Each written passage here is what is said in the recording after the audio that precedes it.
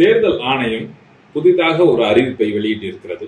அது பல்வேறு சர்ச்சைகளை உருவாக்கி இருக்கிறது. சமூகத்திலே எதிர்கட்சிகள் எல்லாம் எதிர்த்து கொண்டிருக்கிறார்கள்.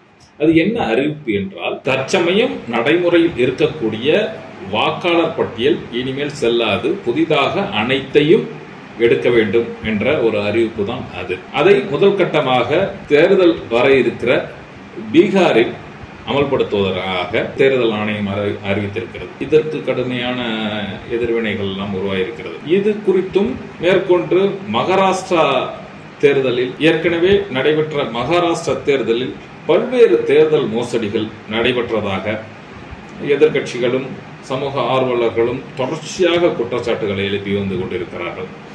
இது குறித்தெல்லாம் முழுமையாக பேசுவதற்கு நம்மோடு வங்கி ஊழியர் கூட்டமைப்பின் முன்னாள் பொதுச் செயலாளர் தோழர் பிராங்கோ அவர்கள் இணைந்திருக்கிறார். வணக்கம் தோழர். வணக்கம். நேற்று 11 எதிர்கட்சிகள் இணைஞ்சு போய் தேர்தல் ஆணையரை சந்திச்சிருக்காங்க. மகாராஷ்டிரா தேர்தல் முறைகேடுகள் குறித்து இன்னும் நிறைய கோரிக்கைகள் முன்வச்சு. இந்த சந்திப்புல என்னென்ன கோரிக்கைகள் வச்சாங்க? எதுக்காக இந்த சந்திப்பு நடந்தது?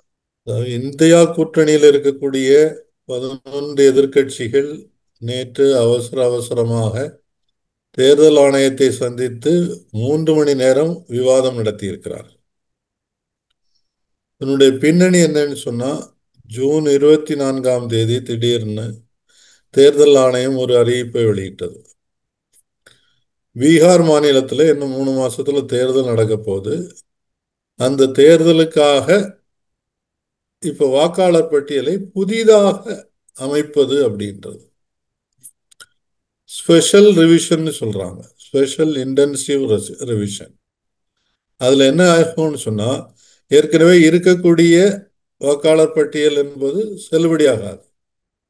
இப்போ என்னமோ புதுசா உருவாக்கக்கூடிய வாக்காளர் பட்டியல் அடிப்படையில தான் இந்த 3 மாசம் கழிச்சு நடக்கக்கூடிய தேர்தலில் வாக்களிக்க முடியும்.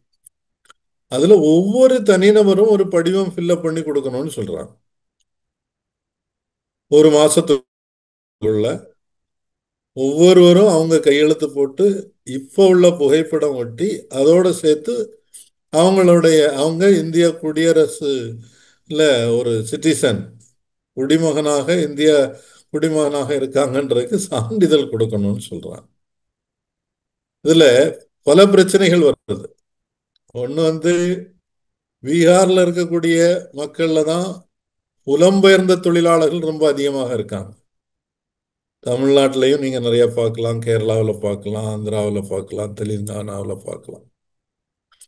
இவங்கெல்லாம் இந்த வேலையை விட்டுட்டு திரும்பி போய் பீகார்ல போய் இந்த ஒரு படிவம் ஃபில்அப் பண்ணி கொடுத்துட்டு வர்றதுன்றது சாத்தியமா அப்படின்ற ஒரு கேள்வி இருக்கு. உத்தேசமாக கிட்டத்தட்ட 2 கோடி வாக்காளர்கள் அந்த மாதிரி வெளியில புலம்பெயர்ந்த தொழிலாளர்கள் வெளி மாநிலங்கள்ல இருக்காங்க, அவங்க பாதிக்கப்படுவார்கள். அவங்களுக்கு அப்ப கடைசியில் வாக்குரிமை இல்லாமல் போயிடும். இது இல்லாம ஏற்கனவே உங்களுக்கு ஒரு வாக்காளர் அடையாள அட்டை இருக்கு, போன எலெக்ஷன்ல ஓட்டு போட்டிருக்கிறீங்க, அதை ஒரு ப்ரூஃபா கொடுத்தா அது போதாதுன்னு சொல்றாங்க. ஆதார் அட்டை கொடுத்தால் அது செல்லுபடி ஆகாது அப்படின்றாங்க. இப்ப என்ன கேட்கிறாங்கன்னு சொன்னா, உங்க பிறப்பு சான்றிதழ் இல்ல பள்ளிக்கூடத்துல படித்ததற்கான சான்றிதழ் இப்படின்னு கொஞ்சம் படிவங்கள் கொடுத்துருக்காங்க. அதுல பல படிவங்கள் அவங்க சொல்லியிருக்கிறது யார்கிட்டையும் இருக்காது. பீகார்ல பொதுவா இந்த பிறப்பு இறப்பு பதிவு செய்தல் என்பதே ரொம்ப குறைவாக இருக்கு. அதனால பிறப்பு சான்றிதழ் நம்ம கொஞ்சம் பேர்கிட்ட தான் இருக்கும். காலேஜ் வரைக்கும் போய் படிச்சிருந்தாங்கன்னா அவங்கள்ட்ட கட்டாயமா இருக்கும்.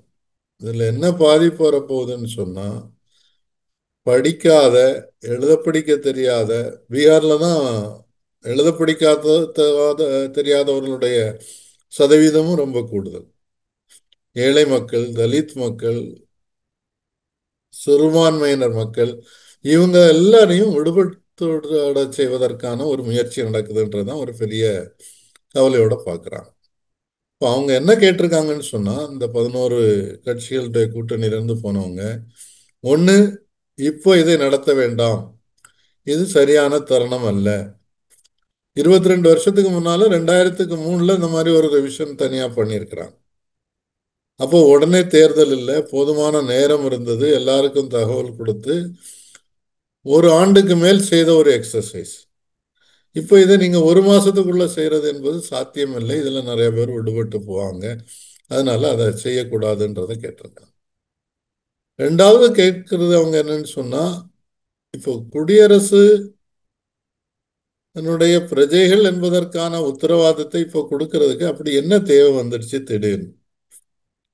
6 மாசத்துக்கு முன்னாலதான் நீங்க எலெக்ஷன் கமிஷனு இதே மாதிரி வாக்காளர் பட்டியல் திருத்தி இருக்கிறீங்க.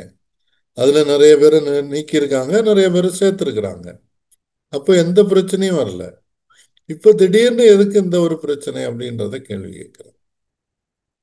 அடிப்படையாக இதனுடைய நோக்கம் என்னவாக தெரியுதுன்னு சொன்னா, ஏற்கனவே என்ஆர்சின்னு ஒன்று கொண்டு வந்தாங்க, நேஷனல் ரெஜிஸ்டர் ஆஃப் சிட்டிசன்ஸ்.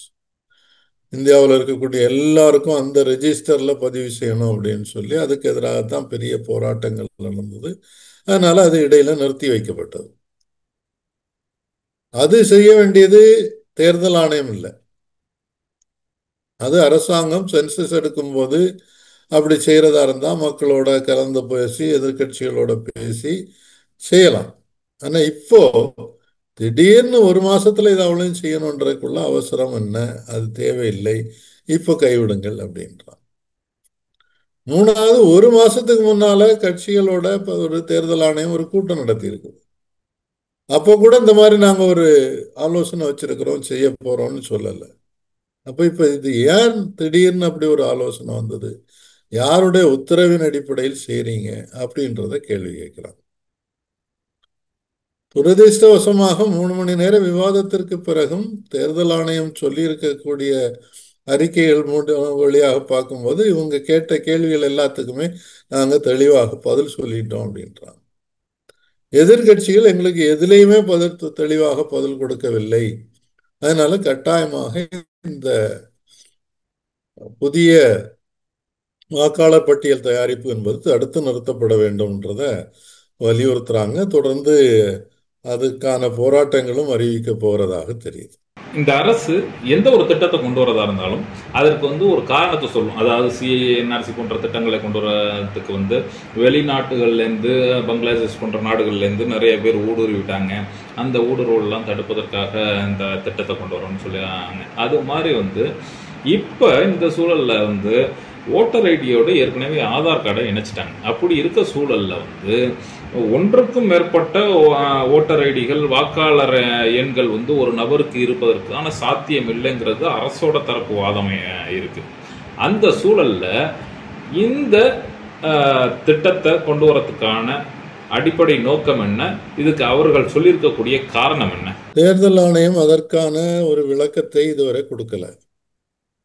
அவங்க என்ன சொல்லியிருக்காங்கன்னா, இந்தியா முழுவதும் செய்ய போறோம், இதுக்கு முதல்ல பரிசோதனை ரீதியாக பீகார்ல இருந்து தொடங்குறோம். ஏன் தேர்தல் வரக்கூடிய நேரத்தில் அதை செய்யணும் பீகார்ல இருந்துன்றதுதான் கேள்வி. நீங்க சொன்ன மாதிரி வெளிநாட்டுல இருந்து ஊடுருவி வந்தாலாம் இன்னைக்கு அது கண்டுபிடிக்கிறது பெரிய கஷ்டம் இல்லை. நமக்கு எல்லைகள் எல்லாமே அடைக்கப்பட்டிருக்கிறது. எல்லை பகுதிகளை தாண்டி உள்ள வர்றது அவ்வளவு எளிதல்ல. அதுவும் பீகார் வரைக்கும் வர்றது அவ்வளவு எளிதல்ல. அப்படி இருக்கும்போது நீங்க தேர்தல் ஆணையம் திடீர்னு இப்படி ஒரு முயற்சி எடுக்கிறது, அப்படியே ஆட்கள் வந்திருக்காங்கன்னு சொன்னா கூட அதை கண்காணிக்க வேண்டியது காவல்துறையினுடைய, இராணுவத்தினுடைய கடமையை தவிர தேர்தல் ஆணையம் இதுல எல்லாம் தலையிடுறதுக்கு அவசியமே இல்லை. அப்படி இருக்கும்போது இப்ப பீகார்ல இதுல அனௌன்ஸ் பண்ணியிருக்கிறதுல இப்ப சிலர் கேட்கிறாங்க, பட்டியல் திருத்துறதுல என்ன தப்பு அப்படின்னு கேட்கிறாங்க. திருத்துறதுல தப்பே இல்லை. அந்த எக்ஸசைஸ் ஏற்கனவே நடந்திருக்கு. 6 மாசத்துக்கு முன்னாலதான் திருத்தப்பட்ட பட்டியல் வெளியிட்டு இருக்கிறார்கள். தேர்தல் வர்றது வரைக்கும் நீங்க புதுசா இன்னும் ஆட்கள் சேர்க்கலாம், டெலீட் பண்ணலாம். அதுக்கு ரெண்டுக்கும் ப்ரொசீஜர் இருக்கு. அந்த ப்ரொசீஜர் படி செய்யுங்க. இப்ப எல்லாரையும் ஏற்கனவே பட்டியல்ல இல்லாதவங்கள சேர்க்கலாம். அதே மாதிரி இருக்கிறவங்கள இறந்து போனாங்க அல்லது ஊரை விட்டு போயிட்டாங்க, அதனால நீக்கணும்னா அதுக்குள்ள படிவம் ஃபில்அப் பண்ணி அதை முறையாக இது கொடுத்து அதை வெரிஃபை பண்ணி, ஏற்கனவே முன்னால அனுபவம் இருக்குது. ஊர்ல இருக்கிற ஆட்களே இல்லாத பேரெல்லாம் நீக்கின அனுபவம் குறிப்பாக சிறுபான்மையினருடைய பெயர்களை நீக்கின அனுபவம் இருக்கு. அதுக்காக புகார் கொடுத்த போது அப்ப என்ன சொன்னாங்கன்னு சொன்னா, இல்ல இல்ல அது யாரோ ஃபோன் பண்ணி சொன்னாங்க. அப்ப இப்ப அரசாங்கம் உச்ச நீதிமன்றம் என்ன சொல்லியிருக்குதுன்னா, ஒருத்தருடைய பேரை நீக்கணும்னா அதுக்கு முன்னால அவரோட கிராஸ் செக் பண்ணணும். இறந்து போயிட்டாங்கன்னா அவங்களுடைய குடும்பத்தில் உள்ளவங்கள்ட்ட கிராஸ் செக் பண்ணாம டிலீட் பண்ணக்கூடாதுன்னு இருக்காங்க. ஸோ அந்த ப்ரொசீஜர் கண்டினியூ பண்றதுல யாருக்கும் எதிர்ப்பு இல்லை. இது நீங்க போன தேர்தலில் ஓட்டு போட்டவங்க கூட இப்போ புதுசா பேர் பதிவு செய்யணுன்றதான் சிக்கல்.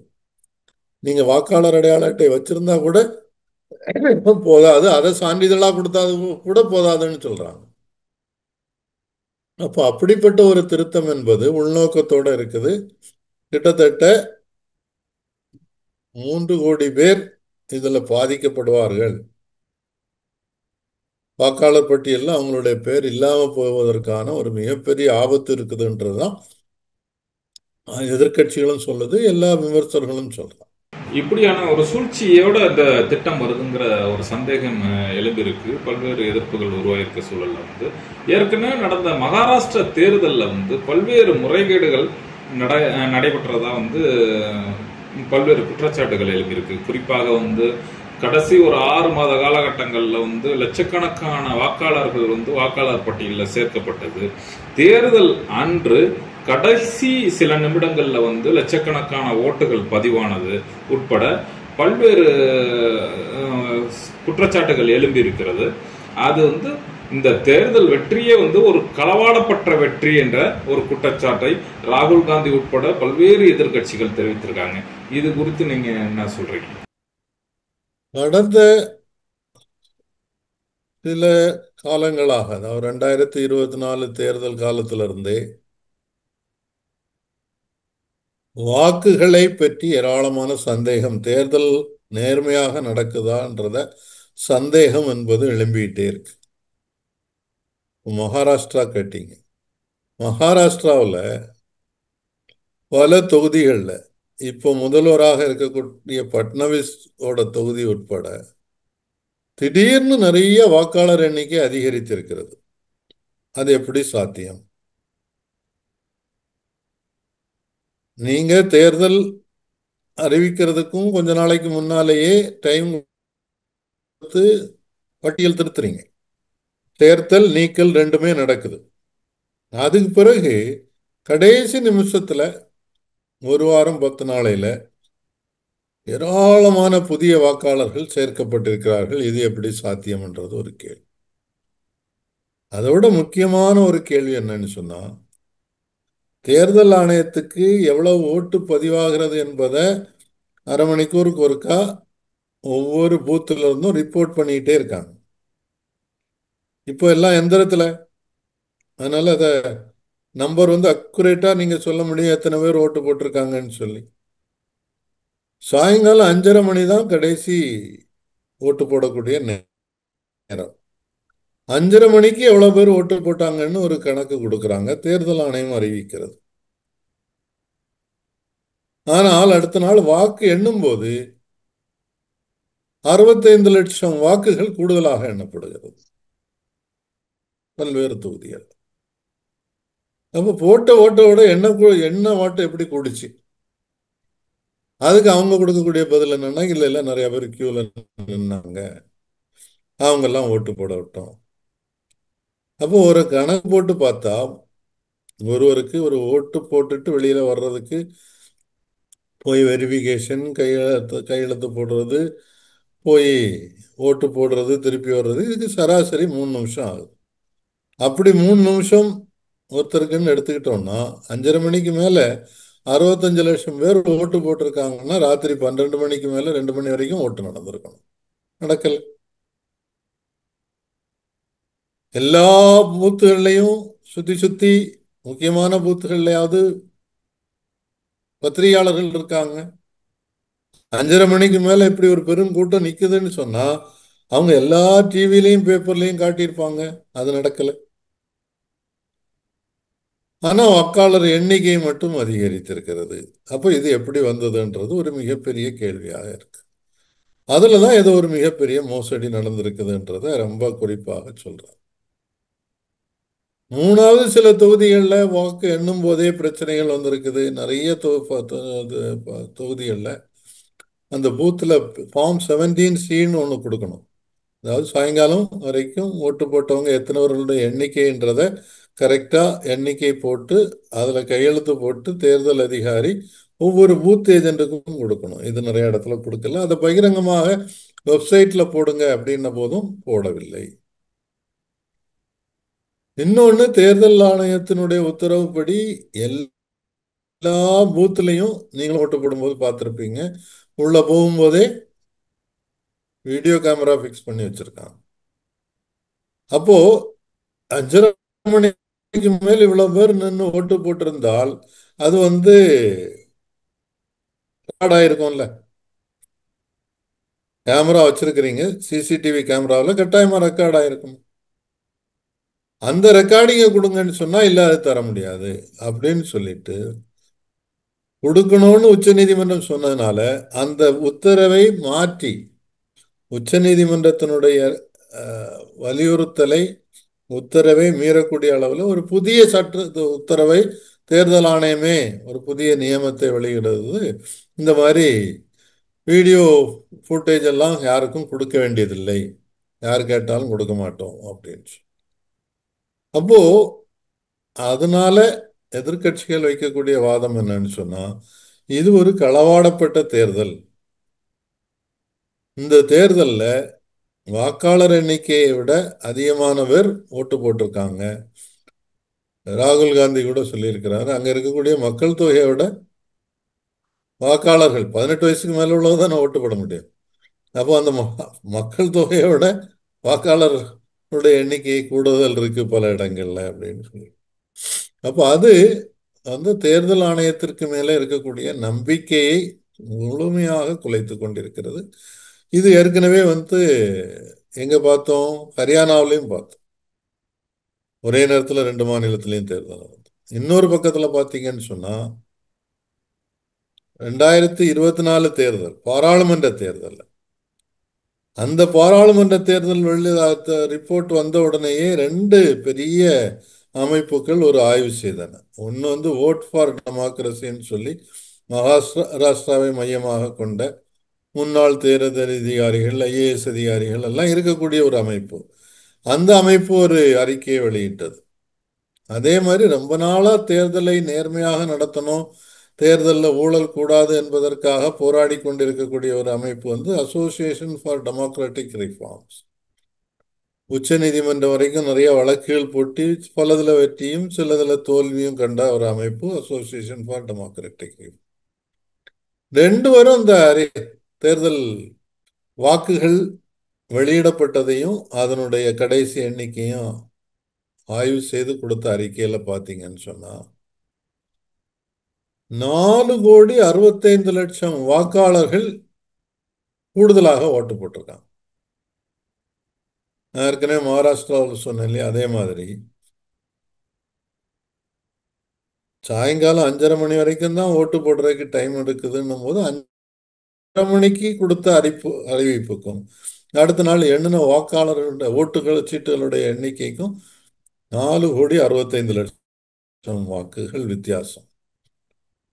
அப்ப இது கொஞ்சம் கூட ஆழமாக ஆய்வு செய்து பார்த்தபோது 71 தொகுதிகளில், குறிப்பாக பாஜக ஆதரவாளர்களும் பாஜகவும் வெற்றி பெற்ற 71 தொகுதிகளில் இந்த வாக்காளர்கள் ஓட்டு போட்டாங்கன்னு சொல்லி 5:30 மணிக்கு சொன்ன எண்ணிக்கைக்கும் உண்மையில எண்ணின எண்ணிக்கைக்கும் உள்ள வித்தியாசத்தை பார்த்தீங்கன்னு சொன்னா, அந்த தொகுதிகளில் அந்த வெற்றி பெற்றவர் என்று அறிவிக்கப்பட்டவருக்கு கிடைத்திருக்கிற வாக்கு என்பது இந்த 2க்கும் உள்ள வித்தியாசத்தை விட குறைவாக இருக்கு.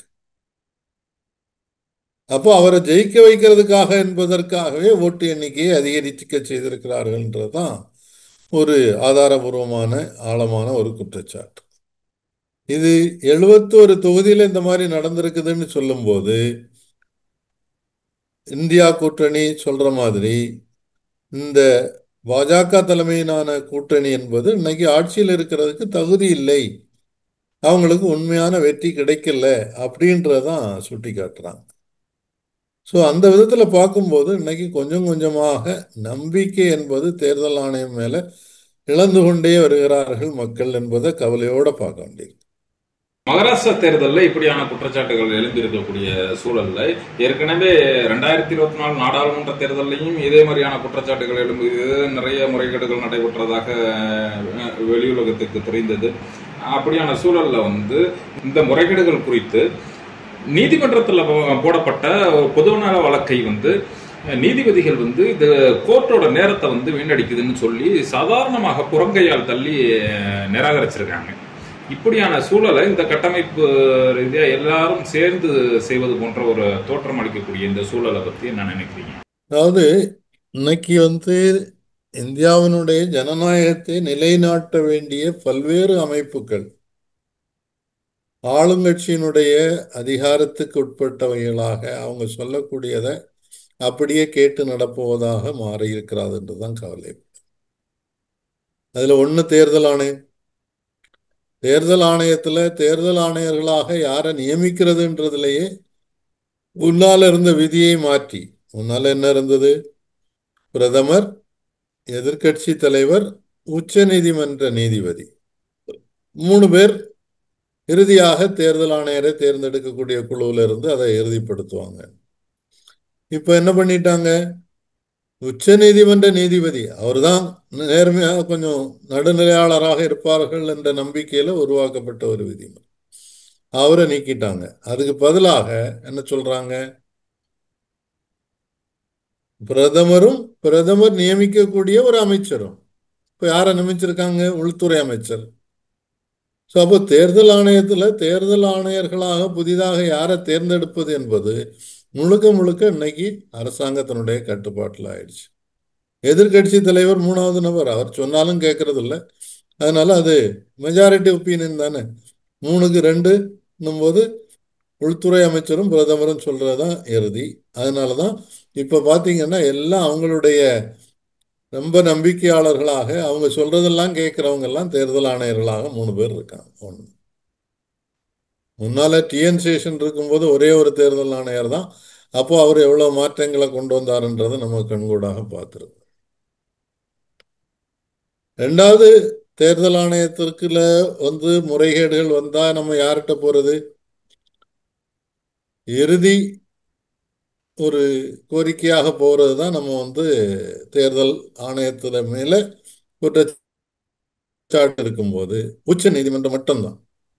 அது பிறகு வேற யாரையும் போய் பார்த்து ஒன்றும் செய்ய முடியாது. அந்த உச்ச நீதிமன்றத்துக்கு போகும்போது நீங்க சொன்ன மாதிரி உச்ச நீதிமன்றம் கூட எங்க நேரத்தை வீணடிக்காதுங்க, இதெல்லாம் நல்லா தான் நடக்குது, கொடுக்கக்கூடிய விளக்கங்களை ஆதாரங்களை ஏற்றுக்கொள்வதற்கே தயாராக இல்லை. நிறைய ஆதாரங்கள் இருக்கு எப்படியெல்லாம் மோசடி நடக்கிறதுன்றதுல. ஒன்று, வாக்காளர் பட்டியலில் பெயர் சேர்க்கும் போது இல்லாதவர்களுடைய பெயர் வேண்டியவர்களுக்காக இணைக்கப்படுகிறது. 2வது, நீக்குதல், இருந்தவர்கள் இருக்கிறவர்களுடைய பெயர்கள் அவங்கள்ட்ட கேட்காமலே நீக்கப்படுகிறது. 3வது, ஓட்டு போகும்போது போட விடாமல் தடுக்கக்கூடியது நடக்குது. குறிப்பாக சிறுபான்மையர்கள், தலித்துகள் இருக்கக்கூடிய பகுதிகளில் ஓட்டு போடவே விடாமல் தடுத்ததற்கான நிறைய உதாரணங்கள், வழக்குகள் கூட வந்திருக்கு. 3வது, அந்த ஃபார்ம் 17C உண்மையிலே எவ்வளவு பேர் ஓட்டு போட்டாங்கன்றதுக்கான ஆதாரம் அந்த 17C. அதை எல்லாருக்கும் கொடுங்க, அதை வெப்சைட்ல பப்ளிஷ் பண்ணுங்கன்னு சொல்றாங்க. அதை செய்யறதுக்கு தயாராக இல்லை. 4வது, எண்ணக்கூடிய இடத்துல எப்படி நீங்க கம்ப்யூட்டர் விட்டுருங்க, ரொம்ப காலமாக கால்குலேட்டர் யூஸ் பண்ணிட்டு இருக்கிறோம்ல, கால்குலேட்டர்ல நீங்க 2 நம்பரை சேர்த்து கூட்டினா ஒரு நம்பர் தானே ரிசல்ட் வர முடியும். எப்படி தேர்தல் ஆணையத்துல இவிஎம்ல ஓட்டு போட்டிருக்காங்க, அந்த இவிஎம்ல வந்திருக்கக்கூடிய போட்ட ஓட்டோட எண்ணிக்கை, அது ரிசல்ட் வரும்போது எண்ணக்கூடிய ஓட்டு எப்படி அதிகரிக்க முடியும்? இதுதான் மிகப்பெரிய கேள்வியாக இருக்கிறது. அதனால இன்னைக்கு இவிஎம் மேலேயே நிறைய சந்தேகத்தை மக்கள் முன்வைக்கிறார்கள், எதிர்க்கட்சிகளும் முன்வைக்கிறாங்க, சமூக ஆர்வலர்கள் குறிப்பாக சிவில் சொசைட்டி நிறைய குற்றச்சாட்டுகளை வச்சிருக்காங்க. அதுக்கு ஆதாரபூர்வமாக பல தகவல்களை கொடுத்துருக்காங்க. புத்தகங்கள் கூட வெளியில வந்திருக்கு. அதுல பாத்தீங்கன்னு சொன்னா இவிஎம்ல என்ன சொல்றாங்கன்னு சொன்னா, இப்போ பொதுவா தேர்தல் ஆணையம் வைக்கக்கூடிய ஒரு கேள்வி என்னன்னா, நீங்க ஜெயிச்சிட்டீங்கன்னா இவிஎம் பற்றி பேச மாட்டீங்க, தோத்து போனாதான் பார்க்க பேசுவீங்க. உத்தரப்பிரதேசத்துல முன்னாள் முதல்வராக இருந்த அகிலேஷ் யாதவ் இந்த பாராளுமன்ற தேர்தலுக்கு பிறகு அங்க அவங்களுக்கு 18 தொகுதியோ என்னதோ வெற்றி கிடைத்தது. அப்ப கூட கேட்டபோது சொன்னார் என்ன, இந்த வாக்கு எந்திரத்தை நாங்க எல்லா தொகுதியிலையும் வென்றால் கூட நான் நம்புவதற்கு தயாராக இல்லை, அதுல சிக்கல்கள் இருக்கு அப்படின்னு. அதுல இப்போ நிபுணர்கள் என்ன சொல்றாங்கன்னு சொன்னா, ஒண்ணு அதுல அந்த இவிஎம் மெஷின்ல ஒரு சிப் இருக்குது. அந்த சிப் யார் சப்ளை பண்றாங்க அப்படின்றது தெரியாது. 2 பொதுத்துறை நிறுவனங்கள் இவிஎம் மேனுஃபேக்சர் பண்ணி கொடுக்குறாங்க. ஆனா சிப் அவங்க மேனுஃபேக்சர் பண்ணல. இந்த பொதுத்துறை நிறுவனங்களிலேயே நிர்வாகிகளாக பாரதிய ஜனதா கட்சியினுடைய ஆட்கள் இருக்காங்க. அப்போ அந்த சிப்ல குழப்பம் பண்ண முடியும்ன்றாங்க. ரெண்டாவது, நீங்க தேர்தல் நடக்கும்போது போய் பார்த்தீங்கன்னா தெரியும், எலெக்ஷனுக்கு முன்னால ஒரு இவிஎம் அவ்வளவுக்கும் லோடு பண்றதுக்காக ஒரு என்ஜினியர் வர்றாரு. அவர் ஒரு அவுட்சோர்ஸ்டு பர்சன் தான். ஒரு லேப்டாப் எடுத்துட்டு வர்றாரு. சிம்பிள் லோடிங் யூனிட்னு சொல்றாங்க. அப்போ அதுல ஒவ்வொருத்தருடைய பேருக்கு எந்த சிம்பிள் வரணுன்றத லோட் பண்றது. அது லோட் பண்ணும்போது அந்த லோட் பண்றவருக்கே தெரியாமல் அவர் கொண்டு வந்திருக்கக்கூடிய லேப்டாப்ல இருக்கக்கூடிய சாஃப்ட்வேர்ல ஒரு சின்ன கரெக்ஷன், ஒரு புள்ளி அல்லது ஒரு கமா, அந்த மாதிரி ஒரு அடையாளம் வச்சிருந்தால் அது யாரும் கண்டுபிடிக்க முடியாது. அது இன்னொருத்தருக்கு போகக்கூடிய ஓட்டை திருடி யாரை ஜெயிக்க வைக்கணும்னு அதுல ப்ரோக்ராம்ல வந்துருதோ அவரை ஜெயிக்க வைக்கலாம். அதற்கான வாய்ப்புகள் இருக்கிறதுன்றத நிபுணர்கள் ரொம்ப தெளிவாக சொல்றாங்க. அந்த சிம்பிள் லோடிங் யூனிட்டை கண்ட்ரோல் பண்றதுக்கு எதுவுமே இல்லை. ஸோ அப்படி இருக்கும்போது இது ஒரு தேர்தலை கேள்விக்குறியாக்குறது. அதுல பெரிய பல நிபுணர்கள் வைக்கக்கூடிய கேள்வி 2 இருக்கு. ஒன்று, இந்த இவிஎம் போதாது, அதுல சந்தேகம் இருக்குதுன்னு சொல்லித்தான் விவிபேட்னு சொல்லி voter verifiable paper audit trail என்ன பேர்ல விவிபேட்னு ஒரு ஸ்லிப்பு நமக்கு கண்ணில் பார்க்குறோம். அது அங்கே விழுது, அது உள்ளையில விழுந்தது அதுதானா வேறையா தெரியாது. ஆனால் சந்தேகம் வரக்கூடிய இடத்துலயாவது அதை எண்றதுக்கு ஏற்பாடு பண்ணுங்கன்னு சொன்னா ஒரு இடத்துலயும் எண்ண மாட்டேன்றான். இப்ப எண்ணாத ஒரு விவிபேட்டுக்கு எதுக்கு இத்தனை கோடி ரூபாய் செலவழிச்சு நீங்க மிஷின் எல்லாம் தயார் பண்ணீங்க, அதுக்கு என்ன தேவை அப்படின்னு ஒரு கேள்வி. ரெண்டாவது, நீங்க அஹ், இந்த வீடியோ சிசிடிவி ஃபுட்டேஜ் எடுக்கிறீங்க, 24 மணி நேரம் அங்க தேர்தல் ஆணையத்தினுடைய அறிவுரையின்படி அவங்க அப்பாயிண்ட் பண்ண ஆள் வீடியோ எடுக்கிறாரு. ஓட்டு போடுறதுக்கு ஆரம்பிக்கிறதுக்கு முன்னால இருந்தே ஆரம்பிச்சு ஓட்டு முடிஞ்சு போறது வரைக்கும் வீடியோ எடுக்கிறான். அந்த வீடியோவை யாரும் பார்க்கறதுக்கு அனுமதிக்க மாட்டீங்கன்னு சொன்னா எதுக்கு வீடியோ எடுக்கணும்னு கேள்வி வருது இல்லை. விவிபேட்லயும் அதே கேள்வி வருது. எண்ணாத ஒரு விவிபேட் எதுக்கு நீங்க இவ்வளவு ரூபா செலவழிச்சு அதை பிரிண்ட் பண்ணிட்டு இருக்கிறீங்க. ரெண்டாவது, நீங்க யாருமே பார்க்கறதுக்கு அனுமதிக்க மாட்டீங்கன்னா அப்ப எதுக்கு தான் அந்த இது சிசிடிவி ஃபுட்டேஜ் எடுக்கிறீங்க அப்படின்னா கேள்வி வருது. அதனாலதான் நேற்று பொறுத்தவரையில ரொம்ப அழகாக இந்த எதிர்க்கட்சிகள் என்ன சொல்லியிருக்காங்கன்னு சொன்னா, 2016 பண மதிப்பு நீக்கம் கொண்டு வந்தீங்க, அதை நாங்க எல்லாரும் இந்தியா முழுவதும் நோட் பந்தி அப்படின்னு அனௌன்ஸ் பண்ணாங்க. நோட் பந்தின்னா நோட்டை தடை செய்வது. இப்போ அதே மாதிரி நீங்க இப்ப செய்யறது ஓட் பந்தி, ஓட்டு போடுறவங்கள தடை செய்றீங்க, அதுதான் தேர்தல் ஆணையம் வேலையாக செய்துட்டு இருக்குதுன்னு ஒரு வலுவான குற்றச்சாட்டை வைத்திருக்கிறார்கள். அதுல நியாயம் இருக்கிறது. இறுதியாக நான் வைக்கக்கூடிய கோரிக்கை என்னன்னு சொன்னா, ஒன்று, தேர்தல் ஆணையம் உடனடியாக இந்த பீகார்ல மட்டும் நடத்தக்கூடிய புதிய வாக்காளர் பட்டியல் உருவாக்கும் இது என்று சொல்லக்கூடிய special intensive revision of voter list அதை உடனடியாக நிறுத்தணும். ஏற்கனவே உருவாக்கப்பட்டிருக்கக்கூடிய தேர்தல் பட்டியலில் அடிஷன் டெலிஷன் பண்ணி அந்த அடிப்படையில் தேர்தல் நடத்தப்பட வேண்டும்.